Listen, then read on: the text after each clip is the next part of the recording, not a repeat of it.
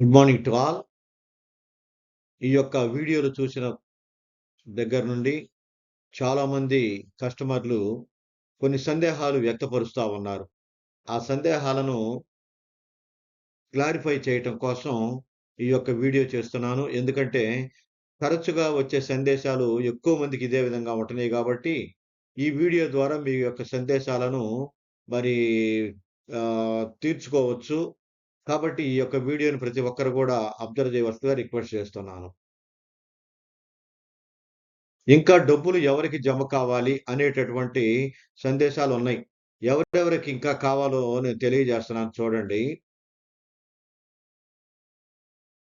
Yes అని పెట్టిన వారికి, మరియు ల్యాండ్ అలాట్ అయిన వారికి, అదే విధంగా ఇంకా ఆన్‌లైన్‌లో అప్లై చేయని వారికి అవకాశం ఇస్తారా అని కొంతమంది అడుగుతున్నారు. అన్ని రసీదులు అప్‌లోడ్ చేయని వారి పరిస్థితి ఏమిటి అని కొంతమంది అడుగుతున్నారు. బ్యాంక్ అకౌంట్ సరిగా లేని వారికి అనేటటువంటి సమస్యలు ఎక్కువగా వస్తా ఉన్నాయి. ఇక్కడ ఒకసారి చూడండి. యెస్ అని పెట్టిన వారికి, ల్యాండ్ అలాట్ అయిన వారికి ఆల్రెడీ నేను గతంలో ఈ వీడియో చేసి పెట్టాను. అదే విధంగా అప్లై చేయని వారికి అవకాశం కల్పిస్తారా? మరి తప్పకుండా అవకాశం కల్పిస్తారని ఎక్స్‌పెక్ట్ చేస్తున్నామండి. అవకాశం కల్పించిన తరువాత మీ అందరికీ తెలియజేస్తాను. ఎలా అప్లై చేయాలో కూడా నేర్పిస్తాను. కొంత సమయం వెయిట్ చేయండి. అదే విధంగా అన్ని రసీదులు అప్‌లోడ్ చేయని వారి పరిస్థితి ఏమిటి అని అడుగుతున్నారు. వాస్తవంగా చూడండి, సపోజ్ మనం 5 సంవత్సరాలకు 60 రసీదులు గనక కట్టి, 60 రసీదులు మన దగ్గర ఉన్నట్లయితే, 60 రసీదులు అప్‌లోడ్ చేసి ఉండాల్సింది. చాలామంది తెలియక ఒక్కటో, రెండో, మూడో అప్లై చేశారు. ఎన్ని రసీదులైతే అప్లై చేశామో అంతమందికి మాత్రమే డబ్బులు పడతన్నయి గమనించండి. అదే విధంగా బ్యాంక్ అకౌంట్ సరిగా లేని వారికి కూడా మరలా కంపెనీ ఎడిట్ ఆప్షన్ ఇచ్చినప్పుడు మీ యొక్క బ్యాంక్ నంబర్ మార్చుకోవడానికి అవకాశం ఉంటుంది. ఇక్కడ గనక అబ్జర్వ్ చేసినట్లయితే లేటెస్ట్ సమాచారం ప్రకారం గనక చూసినట్లయితే మొత్తం 35,74,401 మందికి అమౌంట్‌లు చెల్లించినట్లుగా తెలియజేస్తుంది. కమిటీ వారు టోటల్‌గా చెల్లించినటువంటి అమౌంటు 3,720.67 కోట్ల రూపాయలని ఇప్పటి వరకు చెల్లించడం జరిగింది. చూడండి, 2025 సంవత్సరం డిసెంబర్ 5వ తేదీ నాటికి కంపెనీ వారు 30,000 వరకు మాత్రం పేమెంట్‌లు చెల్లించారు. అప్పటి వరకు పేమెంట్‌లు చెల్లించినటువంటి కస్టమర్ల సంఖ్య 26,88,693 మంది. వారికిచ్చిన మొత్తం 1,725.57 కోట్ల రూపాయలు చెల్లించడం జరిగింది. పేమెంట్ అప్‌డేట్‌కి గనక చూసినట్లయితే డిసెంబర్ 25 వరకు ఇంతమందికి చెల్లించారు. మార్చి వరకు ఇంతమందికి చెల్లించారు. అంటే ఈ యొక్క 3 నెలల్లో జనవరి, ఫిబ్రవరి, మార్చి, ఇంకా మార్చి అయిపోలేదు. ఫిబ్రవరి 26 నాటికి చెల్లించినటువంటి ఈ 3 నెలల్లో చెల్లించింది 10,85,708 మందికి డబ్బులు చెల్లించారు. అదే విధంగా 991.1 కోట్ల రూపాయలు చెల్లించడం జరిగింది. టోటల్‌గా మార్చి వరకు డబ్బులు చెల్లించినటువంటి కస్టమర్ల సంఖ్య 37,74,401. అదే విధంగా చెల్లించిన మొత్తం 3,720.67 కోట్ల రూపాయలు చెల్లించడం జరిగింది. ప్రస్తుతం నాకు ఈ యొక్క ఛానల్ ద్వారా పంపిస్తున్నటువంటి సందేహాలకు మరి నేను ఫాస్ట్‌గా మీ యొక్క సమాధానాన్ని తెలియజేస్తాను. శ్రీను తిరునహరి అనేవారు పంపించారు. సెబీ లాగిన్ అయ్యి నేమ్ ఎంటర్ చేశాక పాస్వర్డ్ రాంగ్ అని వస్తుందని పంపించాడు. చూడండి, పాస్వర్డ్ అయితే ఇప్పుడు అడగదండి. పాస్వర్డ్ ఎప్పుడు అడుగుతుందంటే, ఎడిట్ ఆప్షన్ ఇచ్చిన తరువాత ఎడిట్ చేసుకునే సమయంలో పాస్వర్డ్ ఇస్తుంది. ఆ పాస్వర్డ్ మీరు ఆన్‌లైన్‌లో అప్లై చేసిన సమయంలో మీకు ఒక పాస్వర్డ్ వచ్చుంటుంది. దాన్ని క్లిక్ చేసి మీరు చెక్ చేసుకోవాలి. ఎప్పుడు? ఎడిట్ ఆప్షన్ ఉన్న తరువాత. ఒకవేళ పాస్వర్డ్ మర్చిపోతే దాన్ని ఎలా మార్చుకోవచ్చో కూడా నేను తర్వాత తెలియజేస్తాను. తర్వాత వరాజు అనేవారు ఒక సందేహాన్ని పంపించారు. సార్, ప్రిన్సిపల్ వస్తుందా? విత్ ఇంట్రెస్టా అని అడిగాడు. ఇక్కడ అబ్జర్వ్ చేయండి. నేను గతంలో కూడా చెప్పాను. ప్రిన్సిపల్ అమౌంట్ మాత్రమే, ఎంతైతే ఇన్వెస్ట్‌మెంట్ చేశాడో అంత అమౌంట్ మాత్రమే చెల్లిస్తున్నారు. మీరు అబ్జర్వ్ చేయండి.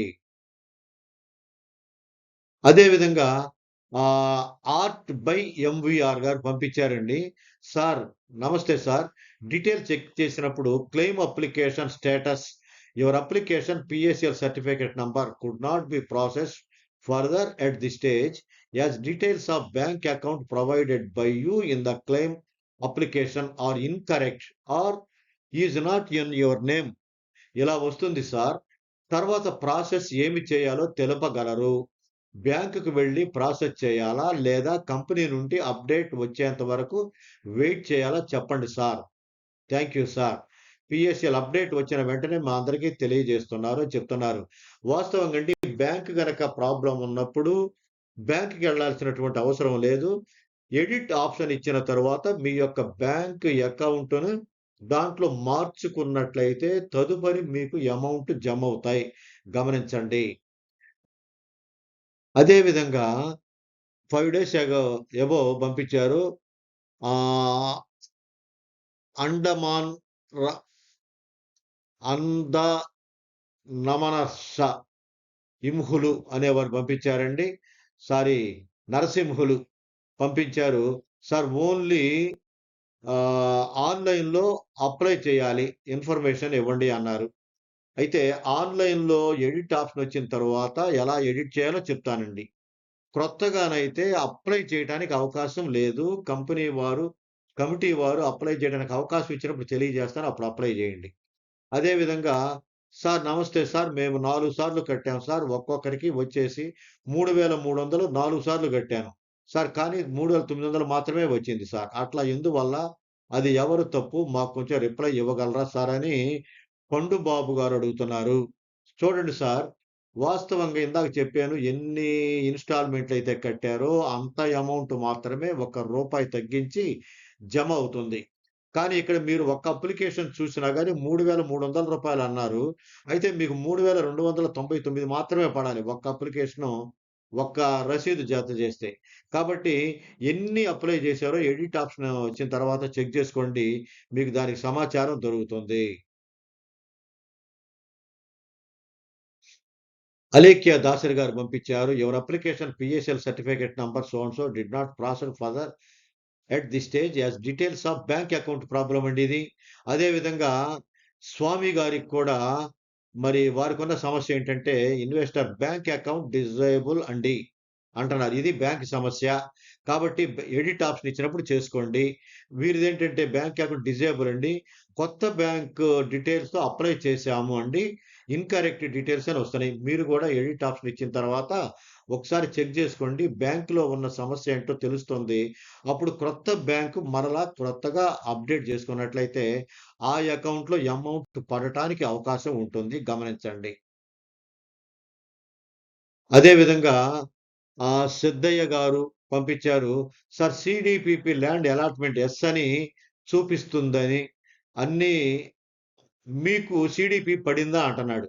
అంటే వారికున్న డౌట్ ఏంటంటే పీపీ అనేది ల్యాండ్ యెస్ అని చూపిస్తున్నాయి. అన్నీ మీకు సీడీపీపీ పడిందా అని అడుగుతున్నాడు. అంటే ఇక్కడ అమౌంట్ పడటానికి సీడీపీపీనా, ఇన్‌స్టాల్‌మెంట్ అని లేదండి.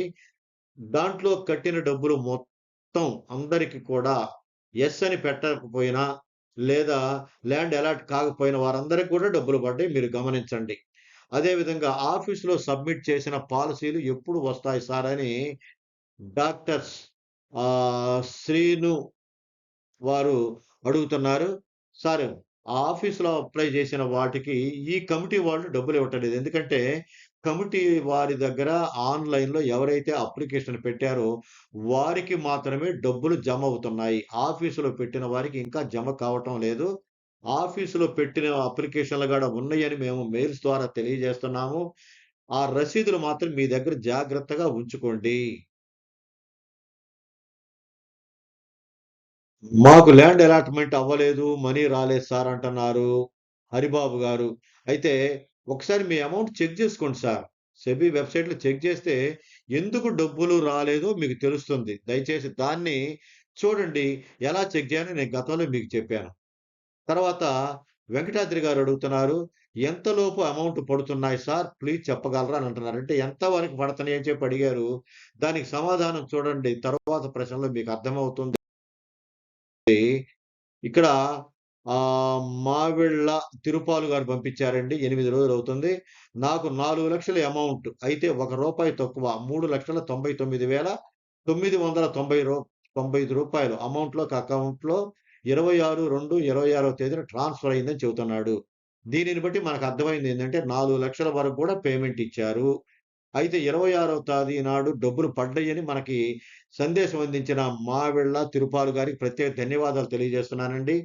ఇంకా నాకొచ్చిన సమాచారం ప్రకారం 10,00,000 అమౌంట్ కూడా పడినట్టుగా తెలియజేస్తున్నారండి.